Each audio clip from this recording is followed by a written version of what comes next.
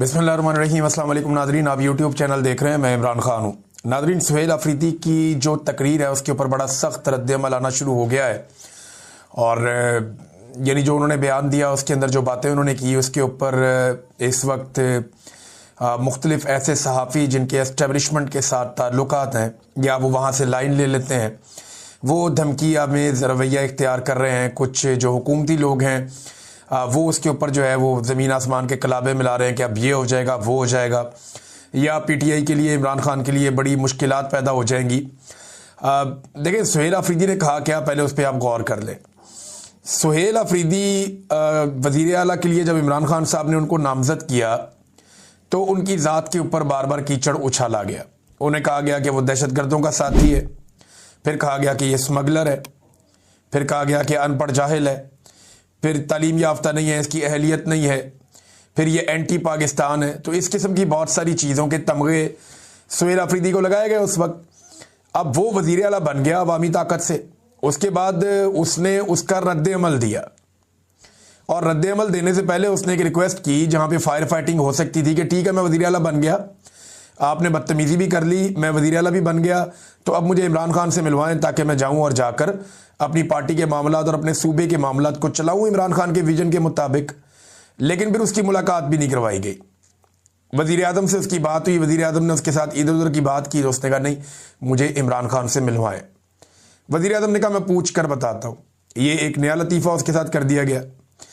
अब जब उसकी मुलाकात भी नहीं करवाई जा रही, जब वो अदालती ऑर्डर्स लेकर कानून के मुताबिक जेल में अपने लीडर से मिलने गया तो एक एसएचओ ने उसे रोक दिया। तो फिर रद्द-ए-अमल तो आएगा ना। फिर जलसे में खड़े होकर उसने कहा क्या? उसने तो किसी को गाली नहीं दी, उसने किसी को धमकी भी नहीं दी। उसने सादी सादी बात की कि जनाब, मैं इमरान खान को जेल में मिलने गया था और मुझे इन्होंने मिलने नहीं दिया, जो गैर कानूनी है और अदालतों की तौहीन है। दूसरा, उसने DG-ISPR ने जो पेशावर में आकर धमकी दी उसका उसने तस्करा किया और उसने कहा कि मेरे खिलाफ वफाकी वज़रा ने और DG-ISPR ने घटिया ज़ुबान इस्तेमाल की है। अब बजाय इसके कि पाकिस्तान का मीडिया या पाकिस्तान के दानिश्वर इस बात के ऊपर तनकीद करें कि एक शख्स अदालत का ऑर्डर लेकर जाता है मिलने के लिए अपने लीडर को, और वो एक सूबे का वज़ीर आला है, और एक SHO पाँव की ठोकर से या जूते की नोक पे रखता है अदालत के अहकामात को और उस वज़ीर आला को मिलने नहीं देता, तो मीडिया को तो इस पे शोर मचाना चाहिए। बात तो ये करनी चाहिए कि अदालत का ऑर्डर मौजूद है, आप अदालत के ऑर्डर के ऊपर अमल दरामद क्यों नहीं कर रहे? भाई, एक बंदा अदालत का ऑर्डर लेकर गया है, वो वज़ीर आला है एक सूबे का, उसने बहुत काम करना है। पहले आपने उसके बारे में घटिया ज़ुबान इस्तेमाल की, उसके बाद वो वज़ीर आला बन गया, वो फिर भी जा रहा है अपने लीडर को मिलने के लिए और अदालत का ऑर्डर लेकर जा रहा है, आप उसको मिलवा नहीं रहे। इसके ऊपर तो कोई नहीं बोला, किसी ने इसके ऊपर एक लफ्ज़ नहीं बोला, किसी को इसके ऊपर गुस्सा नहीं आया कि भाई एक वज़ीर आला की आप तौहीन कर रहे हैं इतने बड़े ओहदे की। दूसरा, आप अदालत की तौहीन कर रहे हैं और लगातार कर रहे हैं, मुलाकातें आप नहीं होने दे रहे अदालती अहकामात के बावजूद। इस पे कोई नहीं बोला। लेकिन जब उस बंदे ने शिकवा किया कि मेरे साथ ये ज्यादती हो रही है, तो इन्होंने खप डाल दी।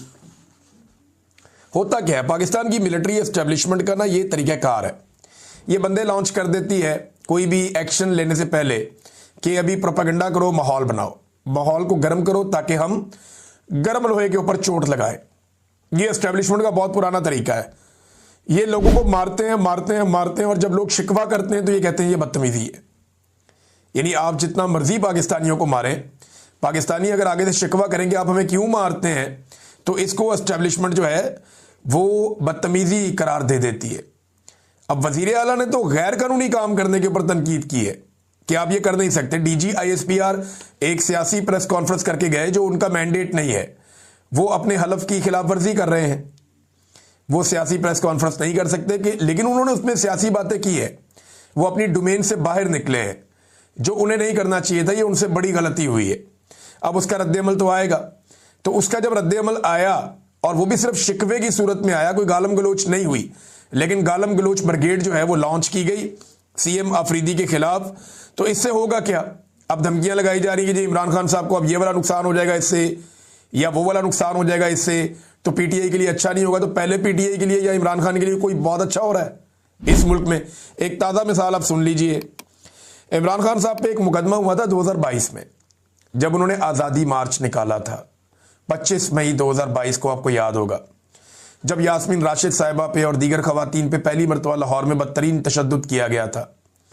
उनकी सारी गाड़ी जो है वो तोड़ दी गई थी। तमाम रुकावटें अबूर करके इमरान खान साहब डी चौक तक पहुंच गए थे। ये वो मैं दिन की बात कर रहा हूं, 25 और 26 मई 2022। तब इमरान खान साहब के ऊपर एक मुकदमा दर्ज किया गया था तरनौल में। ये जो मुकदमा था ये फरवरी 2024 में, इसमें इमरान खान साहब को बाइज्जत बरी कर दिया गया था।